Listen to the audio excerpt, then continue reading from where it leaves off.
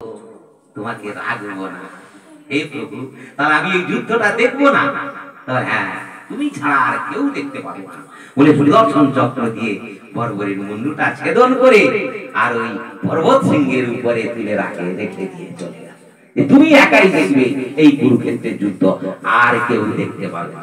নিতাই হরি বল, হরি বল, হরি বল। হে ধনঞ্জয়, ফলের কামনা ত্যাগ পূর্বক যোগযুক্ত হইয়া ফলাফল সমান জ্ঞান করিয়া কর্ম কর। সর্ব অবস্থায় মনকে ঐরূপ রাখার নামই যোগ। ওমা, কর্ম করলে যোগ হয় জানো কিভাবে?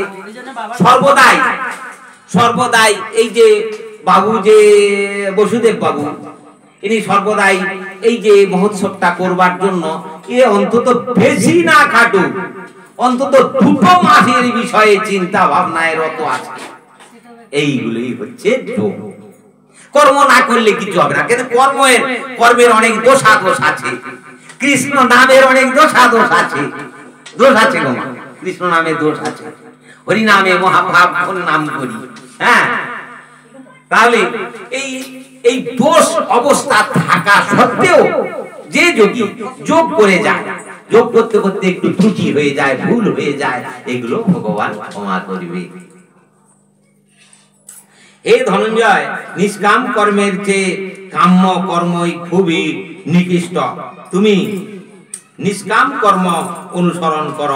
ফলকাঙ্ক্ষীগণ দিন কৃপণ ও কৃপার পাত্র। যারা এই কর্ম করে ফলের আশা করে, যে আমি এইটাই করলাম, এইটাই করে কি করলাম, ফলের আশাটা কি? একজন ভিক্ষা করে বা এই মানুষের কাছ থেকে ক্ষুদ্র দান নিয়ে দেখলো যে আমার 20,000 টাকা হয়েছে, 10,000 টাকা রেখে দিলাম আর 10,000 টাকা খরচা করলাম, এইটা হচ্ছে গিয়ে ফলের আশা হয়ে গেল। কিন্তু ওটা করলে হবে না। এই যা করবে নিষ্কাম কর্ম, তার মানে ভগবানের জন্য যা উদ্দেশ্য করে এই জগৎ থেকে এই পদের দ্বারা, পায়ের দ্বারা, হাতের দ্বারা, মুখের দ্বারা, মস্তকের দ্বারা যা ইনকাম করবে, যা উপার্জন করবে, সব গোবিন্দের চরণে দাও। যা যে কটা দিন নিতাই গৌর হরি বল, হরি বল, হরি বল। এইটাই হলে কি হবে?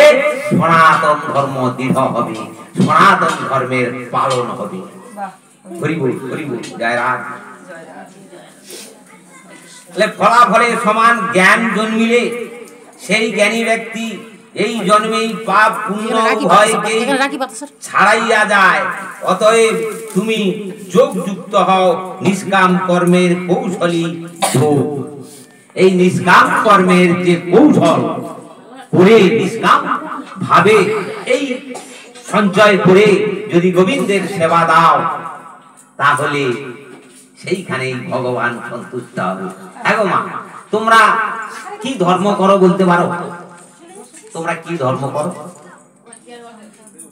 আমরা সংসার ধর্ম করে যেটুকু সময় হয় গোবিন্দের চরণে আর পরিতোষ গোস্বামী এই গীতা পাঠ করে আপনাদের শোনাচ্ছেন।